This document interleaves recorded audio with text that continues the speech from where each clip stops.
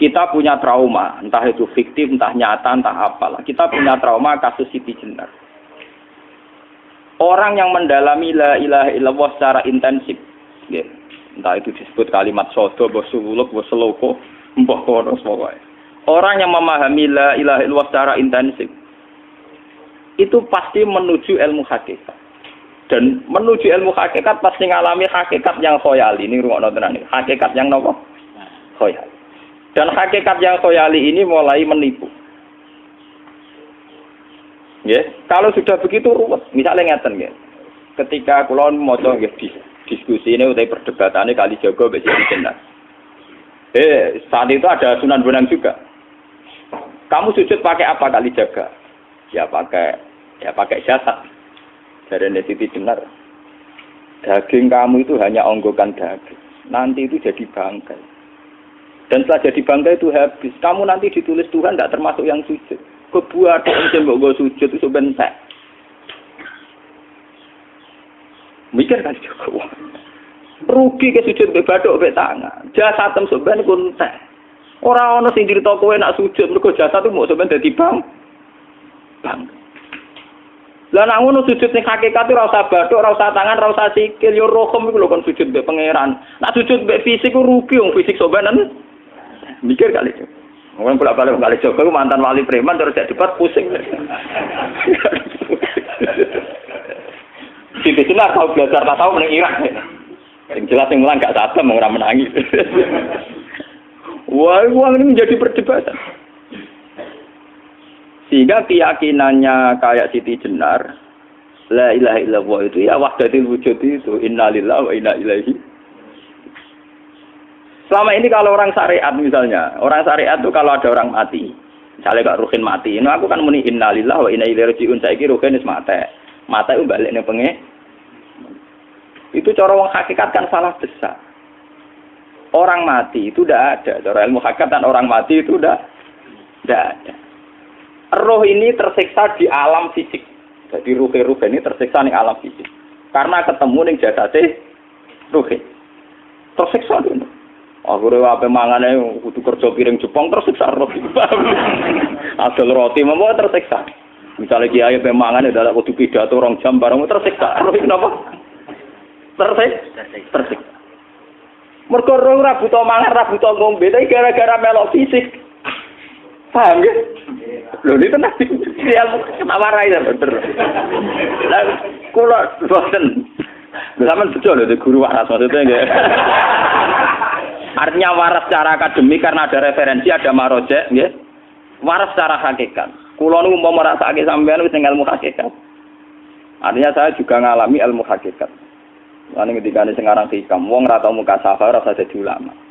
Wis entah sekian detik ulama itu harus pernah mukasafah.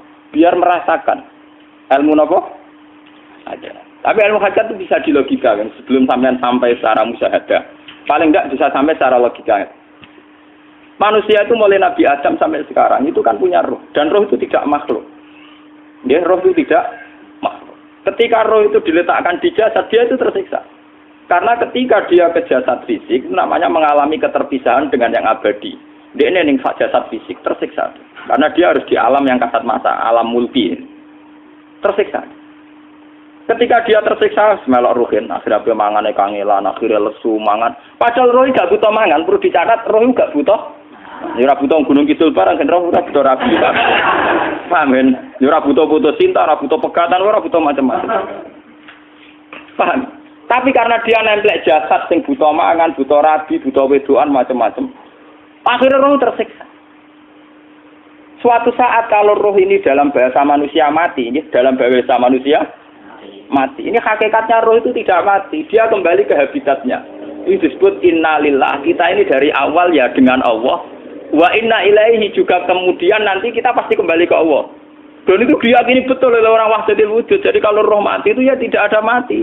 Roh sekarang itu kembali karena sudah lama mengalami keterpisahan mergo melok fisik-fisik dan ono kerja dasinan, ono nggo proposal ruwet roh ku melok. Paham itu? Kita di roh ku napa melok roh. Lah roh ya tersiksa ngatur ra butuh mangan, ya ra butuh proposal bocah ngalor. Itu tersiksa. Makanya dalam cerita-cerita Jalaluddin Rumi yang otentik di kitab-kitab begitu. Ketika beliau mau meninggal, muridnya itu nangis. Dari Jalaluddin Rumi, kamu jangan nangisi saya ini mau pesta, saya ini mau pesta perkawinan. Kamu tidak merasakan penyesalan saya. Saya ini lama menyesal karena harus hidup bersama kamu. Terus saya ini tersiksa karena ngalami alam yang rusak, yang fana. Alam yang fana. Harusnya roh saya itu di alam abadi, bukan di sini. Maka jangan tangisi kematian saya. Kematian saya adalah kembalinya roh ke habitatnya. Semenjak itu kematian dianggap malam perkawinan. Karena roh kembali. Walhasil ngene iku cara ilmu tasawuf bahasa Arab jenenge wahdatul wujud, kena Jawa Yogya Solo keadaan niku jenenge manunggaling kawula. Mergo sing rawan ngono rugen to, Pak. Nek tak terangno detail. Dadi bathuk mesti iki buku sujud kan niku sampeyan ilang. Dadi seksine ora ono cara teorine sinten Siti. Rugi kowe. Bukan jadi ya kentur. Kali siapa mantan preman jak debat terus kowe ora ngono mbok terus tak pateni kowe. Lah debat iki biar ra iso. Premane kumat. Ya ta preman jak debat ilmi.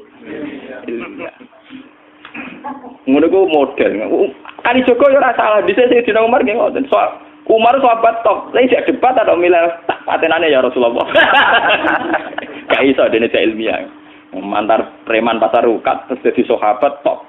Debat yang milih mate. Ada wonten cerita wong Yahudi njaluk keputusan Nabi. Bareng wis diputusno Nabi cek mamang. Ndak tenang keputusane ngono dalam sengketa duniawi. Bariku takok ya Ali. Ya Ali, aku mau sowan ning Nabi Muhammad. Dikai keputusan tapi mamang cara kowe pilih. Sampai Ali dikai keputusan persis kanjeng Nabi. Cek mamang neh takok Umar. Takok Umar aku mau sing Muhammad, ning Ali dikai keputusan kok mamang, Mar. Cara kowe piye? Urusan dunya. Enteni iki. Entah dia melepuh buat apa? Uang diputus Nabi ora marah.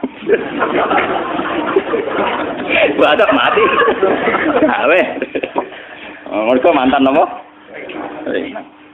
Cara mantan intelektual atau intelektual kan ya wajar nggak uji kok percaya Nabi. Kan bareng cara Ali ya sederhana. Gak percaya wis kandhani. Ora mesti cara Ali tenan. Lah ora apa pateni. Ya wajar wong Yahudi kok percaya Nabi, nek percaya ora situ Yahudi Muslim. Lah Ali situ Gus Dur. Ari Gus Dur ra beda piye tenang. Ali nyen ngoten watake ngoten. Nasibe padha. Ali itu ilmuwan yang jadi presiden gak sukses. Sing niru Gus Dur. Mergo ning dinggo nek wong pinter mimpin ra sukses. Wong pinter gampang maklumi. Lah misalnya kita jadi kiai wong pinter, Pak Yai santri ini pacaran, maksud itu jangan anak cerita besok ber. Wah ruwet, terus malah dalil zinalina subuh syahwat minan. Piye pondok tanpa pelaturan paham ya, ruwet dah. Mulane aja geman, iki kiai pinter teman-teman aja geman. Sing biasa wae ana syariate sithik-sithik. Sing kamane ana santri pacaran tersinggung, ana santri nakal tersinggung, sing ana rasane lha donya ana napa? Nah, guru kula nu urusan ilmu semi hakikat. Mon gitu. Sehingga kayak Siti Jenar, cara pandang Siti Jenar itu masuk betul ning gone pemikiran para santrinya. Kados Ki Ageng Pengging, siapa masuk betul karena masuk akal. Cara mereka napa? Betapa ndak ada artinya fisik ini. Nah, kalau semua fisik ini tidak ada artinya, kemudian yang ada artinya itu roh, perjalanan apa? Perjalanan roh, sehingga diartikan inna lillah wa inna ilaihi raji'un. Inna sholati wa nusuki wa mahyaya wa mamati lillah. Lah kemudian sekarang sampean tak tanya misalnya ini latihan ilmu hakikat. Wa mahyaya lan penguripan ingsun. Kalau ingsun itu artinya fisik atau jasad, itu keliru besar karena jasad tidak pernah hidup. Yang hidup itu roh. Paham ya? Sekarang artinya wama mati itu apa? Kematian ingsun. Kalau roh itu tidak pernah mati, berarti kematian roh adalah keterpisahan dengan yang agung atau yang abadi. Dan semuanya itu lillahi rabbil alamin. Sehingga mereka mengatakan kematian itu satu pesta. Mulane kados Bilal ditakoki, ya Bilal, ketika murid-muridnya nangis bergape mati, Bilal ge seneng ae. Godan nalqal ahibbah Muhammad dan wa hisbah. Kalau nak mati malah senang tuh ketemu kekasihku. Sebab itu kematian tidak pernah jadi problem bagi mereka sing soleh, sing kampus ilmu hakikat. Paham? Tapi ilmu hakikat kayak ini itu yang diyakini Siti Jenar, diyakini Jalaluddin Rumi, diyakini para wali-wali wahdatul wujud. Dulu Syekh Husain sinten Al-Halal. Itu kemudian melahirkan prahara syariat. Prahara apa? Syariat. Sebab itu Wali Songo, oke Siti Jenar benar dalam filosofinya, tapi harus dibunuh. Karena menjadi prahara syariat. Sama dengan yang dikatakan Nabi itu benar, tapi menjadi prahara syariat. Akhirnya disomasi oleh Umar radhiyallahu anhu. Jadi sebetulnya sama, pola-pola ceritanya sama. Intinya sebuah ilmu hakikat harus dikawal napa? Syariat. Nggih kula bolak-balik, contoh paling gampang wit pisang. Wong nak mangan gedang kulitnya tetap dibuang. Tapi umpama gedang dari awal ora usah kulit, ra sido dadi gedang. Paham nggih? Meskipun kon ape dipangan ya dibuang. Tapi kita tidak bisa membayangkan pisang dari awal tanpa napa? Mbah kekeringan, mbah bosok, mbah ra sido dadi napa? Pisang. Terus pentingnya syariat lagi begini, malah penting ngaji wali-wali syariat yang pinter kados Sunan Kudus, kados Sunan Bonang. Andai kan tidak ada syariat itu dunia pun mesti rusak. Contoh paling gampang masalah pornografi, porno aksi. Jadi jenengan aja omongi ngono ibu ngakak-ngakak deh. Dari pangeran wis pirsa, kowe nek klambi pangeran ora tentu ora ya ora usah klambenan. Wong ora ana gunane. Kalau yang paling penting itu nazarullah, kenapa kowe klambenan barang? Wong kowe klambenan ora pangeran tetep pirsa.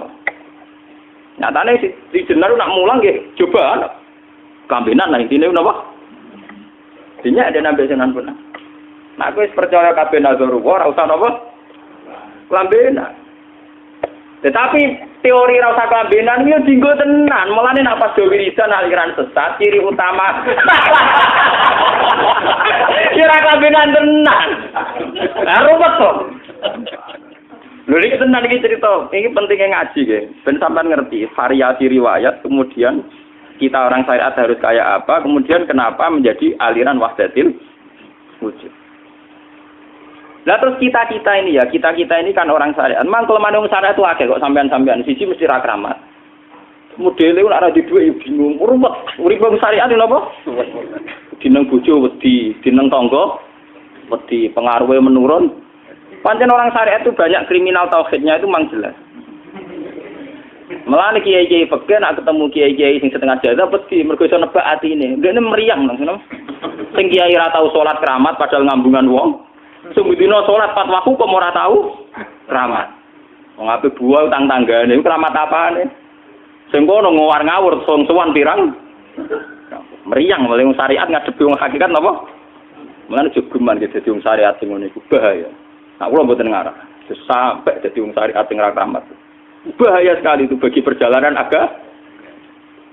Kalau sering ketemu kiai-kiai yang terkenal keramat di Juwaduk tiang-tiang hakikat. Ditantang kanca-kanca kula wani, nah tantang aku tetep rawani kok. Mikir deh. Karena orang yang sama-sama ke jalur hakikat tetap punya alamat, tetap wonten simahum fi wujhi min asaris sujud. Cara pandangnya mesti sama. Kalau nanti ketemu murid, ya artinya yang ikut aliran Siti Jenar, dia ada sholat, ada apa, hidup di satu tempat gitu. Padahal dia bisa baca ihya. Dulu pernah mondok di Mekah, pernah di Irak. Itu ya meresahkan para kiai. Kemudian sebagian mereka minta saya suruh ketemu. Ya walhasil kalau ketemu pertama gitu. Jenengan Gus Bah. Tapi zaman Rasul niku terperata arani muka sapa. Nggih biasa mawon. Kula ora usah kenal jenengan nggih kenal. Dadi kula nggih biasa mawon. Lalu pernah ngajar-ajaran nih. Saya Gus ning donya tak enteni mau turu-turu ngenteni mati ngono Gus kok repot. Ijaban kula terus enak. Sampai jare wong hakikat wong ngenteni mati barang. Ya mati wis saiki iku. Ora usah ngenteni saiki padha-padha wis napa? Wis mati. Ya saiki wis padha-padha wis urip. Wis padha kabeh. Nah cara ilmu hakikat itu kan terus sama semua. Napa? Sama semua. Tadi makanya itu tadi. Kalau baleni malaikat, logika hakikat itu begitu ya. Roh itu ditiupkan oleh Tuhan ke kita. Kemudian roh karena ikut alam fisik, alam jasad, roh ngalami yang kita alami. Nggih. Ketika roh ngalami yang kita alami, dia tersiksa. Nah, ketika roh sudah terpisah dari jasad yang mengekang, yang memenjara ini, dia senang terus kembali ke Tuhan. Ini disebut innalillahi wa inna ilaihi. Lah jasad ini kemudian menurut ilmu hakikat enggak ada gunanya sama sekali total. Hilang di telan tanah. Lah kalau begitu jasad iki nak mbok agul-agulan. Gusti bathuk kula tak nggo sujud tangan kula ndi buktine tangan wis ora ono. Bathuk wis ora. Mulai dari Siti Jenar, hanya wali bodoh kayak kalian yang punya ajaran bodoh begitu. Malah rasupan terus. Mulane Sunan Kalijaga semangat kon mateni mergo tambah omongane glodro dindi. Tapi yang enggak disadari Siti Jenar yaitu tadi. Inti dari ilmu hakikat itu kan tunduk sama kersane Tuhan. Kalau sudah tunduk pada kersane Tuhan, kalau kersane Tuhan roh kita harus di jasad. Dan wujud jasad kita ini juga karena kehendak Tuhan. Kenapa yang wujudnya jasad yang karena kehendak Tuhan engkau ingkari? Sementara wujudnya roh tidak kamu ingkari. Toh wujudnya jasad ya bi iradatillah wa bi masyiatillah. Wujudnya roh ya bi wujudit bi masyiatillah wa ira. Harusnya fungsi jasad juga harus kamu akui toh Siti Jenar. Wong sekarang kita punya jasad ya bukan karena kita, karena kehendak Allah. Kenapa kamu ingkari? Berarti kamu mengingkari kehendak meneng Siti Jenar.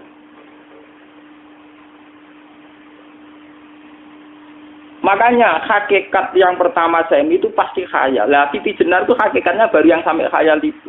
Jika dia tersesat. Sebetulnya kalau sudah hakikat beneran itu tidak perlu khayal begitu. Artinya tidak perlu khayal jasad kita sing senajan ora ana gunane ini. Tetap piye wae wujudnya karena kehendak Allah. Juga kita harus terima. Apapun kekurangannya, apapun kenaifannya, ironisnya harus kita terima. Ini sebagai bentuk penerimaan kita pada masyiatil. Begitu juga keadaan roh kita sebagai penerimaan atas masyiatil. Meskipun ada teori-teori roh yang lebih valid. Lebih valid misalnya begini. Kanjeng Nabi itu suatu saat ininya terputus karena perang Uhud. Itu Kanjeng Nabi dolanan drijine ini. Napa cara niki napa jari jemarine Nabi putus. Iki dolanan. Jadi Nabi sendiri kadang sering ngajarkan ilmu hakikat. Hal lagi illa usbun udmiyat wa fi sabilillahi ma lafitu. Kowe ora trimo fisik, bentuk fisik jari jemari sing ditetir berdarah. Tapi nak kowe wis fi sabilillah ayo wis balik ning habitatem. Sehingga kenapa para sahabat itu ketika dicincang, ketika putus tangannya, putus kakinya. Sahabat yang usul ke ilmu hakikat itu malah senang. Karena jasad kita ini kan ila sabilillah menuju jalan Tuhan. Sekali dia sudah terluka fisabilillah itu sudah menemukan formatnya. Cara teori Cina sudah menemukan formasinya. Paham gitu? Orang kok malah ngeluh itu berarti goblok. Paham no? Paham kenapa? Jadi, makanya Nabi ngertikan, ya itu sudah. Itu sudah ketemu formatnya. Ketika rohnya para syuhada nanti kembali ke Tuhan, ya ketemu formatnya lagi. Itu disebut wala taqulu lima yuqtalu fi sabilillahi amma. Dia tidak mati sesuai formasi awal, yaitu roh kembali ke Tuhan dan jasad ikut mengawal. Nah itu Nabi kadang ya pakai ilmu hakikat begitu. Mulane kula bolak-balik matur, kula niku nggih mulai umur 20 tahun napa pinten. Kula asline nggih gadah penyakit dan ekstrim penyakit saya. Sampai saat ini kalau nak ngobatno ndak lebih 50%, karena saya tetap berpikir. Misalnya cara syariat kan berubah, tapi cara hakikat apa betul keberadaan saya di alam ini penting. Sehingga aku kepengen urip tak bela-belani ngantek andak atusan juta. Jangan-jangan penting mati ku timbang uripku. Lah nak ngono lha apa tak bela-belani? Entek atusan juta. Jadi misalnya kita berobat ya mau, ya dari Nabi kan berobat ya berobat. Pokoknya kita Islam nggak sih mau geruda-gerudu kadang orang paham. Sekali kamu mengamati dengan sisi hakikat, coba sekarang sampean pikir, coba sekarang nggak pakai logika hakikat, pakai logika syariat saja. Saya ini misalnya asetnya 10 juta, misalnya, saya punya aset 10 juta. Tapi misalnya aku rugi nawan atau dipengaruhi di masa depan sama nih, kalau pulau kan soalnya cara teori di masa. Misalnya kula ruhin, artinya kere di duit 10 juta aset. Tujuan saya sembuh kan supaya aku iso sembuh sehat, engkau iso kerja untuk anak. Tapi karena saya sakit nanti operasi ndak 10 juta. Operasi ndak 10 juta. Wong aku urip ora mesti iso marisi anak. Apa meneh nek duit 10 juta tak ada nggo berobat malah jelas ra iso marisi. Lah nak ngono penting matiku ya dibanding 10 juta. Karwan iso diwaris langsung. Sementara anak aku mari dibiayai 10 juta, rong mesti mari 10 juta mesti entek. Artinya tidak ada jaminan kalau berobat itu secara visi ke depan lebih baik. Soalnya malah ngentekno donya, nggak jelas akibat positifnya. Misalnya tetap lumpuh, teori loh. Bahwa artinya apa? Teori hakikat tetap lebih benar bahwa hidup itu tidak ada artinya. Semua itu tidak ada artinya. Berobat apa nggak berobat semuanya tidak ada arti. Teori loh gini. Sehingga kalau kita tengah-tengah aja tengah-tengah. Kasus kula misalnya loro nggih berobat. Gusti separuh kalau ngelakoni syariat, tapi sebagai kalau ulama fikih, separuh kalau lakoni apa?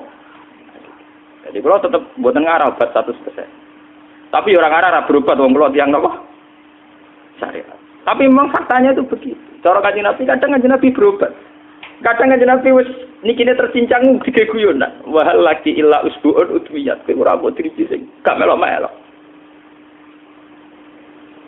Nah, bukti bahwa jasadnya begitu tidak penting.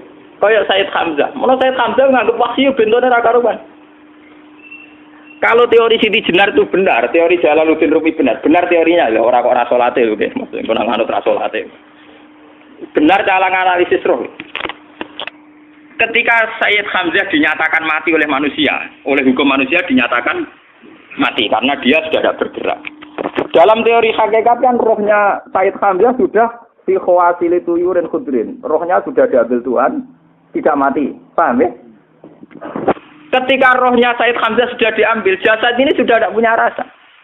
Sekarang secara syariat kasat mata kita tahu, wong jasad nak diinfus, di sayat-sayat dioperasi ora krasa. Apa meneh saiki ruhe wis bisa. Lah ya jasad itu cek gampange, dioperasi dibius saja terus tidak kerasa. Apalagi rohnya sudah diambil.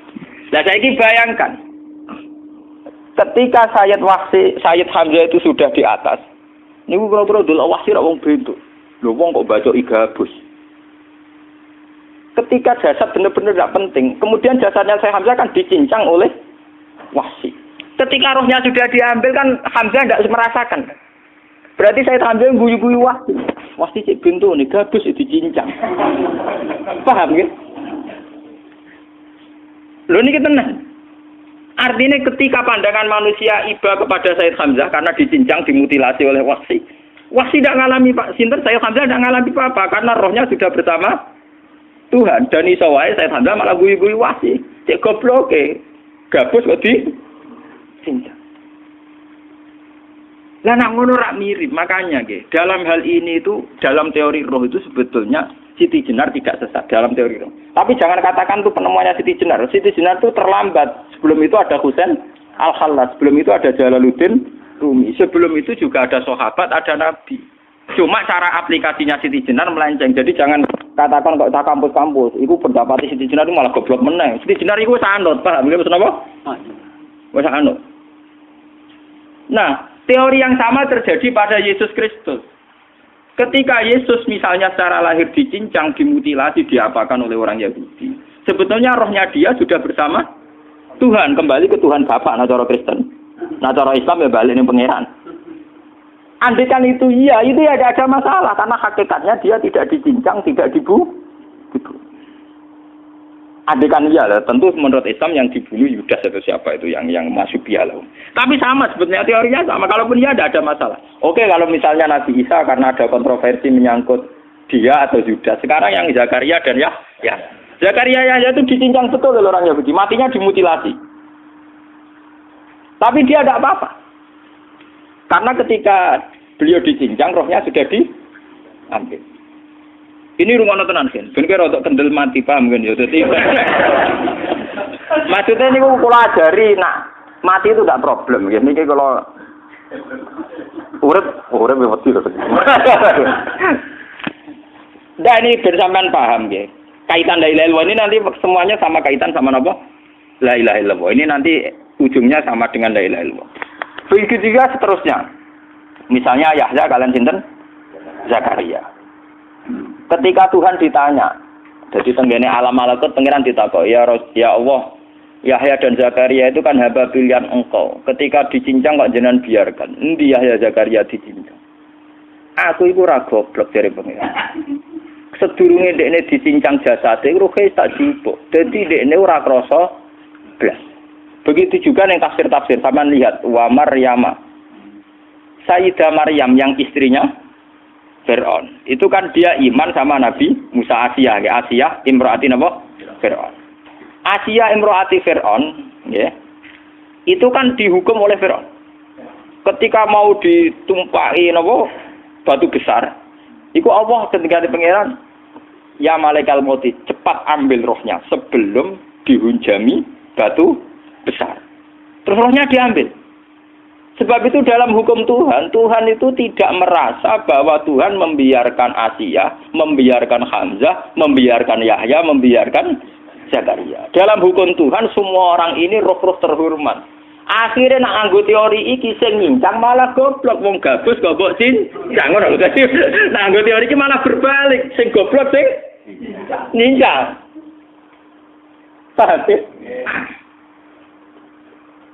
Yo ora kok sesuai sampean kiaskan saja. Wong dibius wae disayat-sayat gak krasa. Kaya apa nak ruhe bener-bener wis tercabut terpisah. Rasane ning ndi? Iku sing disebut wala taqulu limayuk talu fi sabilillah napa? Lah kemudian roh ini kemana? Nah, roh itu sudah menyatu dengan kalimat tauhid. Mesti roh itu bersaksi la ilaha illallah. Itu sing disebut ning alam roh ketika Allah tanya alastu bi rabbikum mesti qalu bala. Mesti mereka jawabnya apa?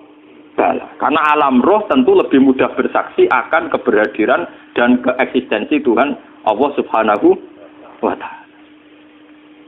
Paham ya niki sampean penting. Nah, ketika kalimat tauhid sudah menyatu kayak begini, itu mesti kalimat tauhid sing mesti langsung untuk swarga. Itu dimaksud Nabi mustaiqinan biha qalbu mukhlishon biha qalbu. Ati itu qalbu kan nggak bisa kamu artikan jantung atau liver kayak teori modern sekarang. Misalnya qalbun itu apa? Jadi kiai qalbun itu jantung. Nak ngono beda mek liver. Lah nak liver apa kabidun niku akal-akalan aja padha ora paham. Bahasa kolbun, fikrun, aklun itu sesuatu yang misteri. Roh ini kemudian dengan kalimat tauhid sudah menyatu disebut mukhlishon biha kolbu. Ada tingkat kemurnian hubungan roh dengan kalimat tauhid. Lah kalau begitu pasti dakhalal jannah. Karena tidak mungkin kalimat tauhid kok di neraka. Lah ini ngomong masalah-masalah hakikat. Wong sing gak tahu petualangan hakikat, momene sing sering bingung bakas duit, bayar kredit, utang jatuh tempo, ora usah melok mikir, utek wis entek go mikir duit.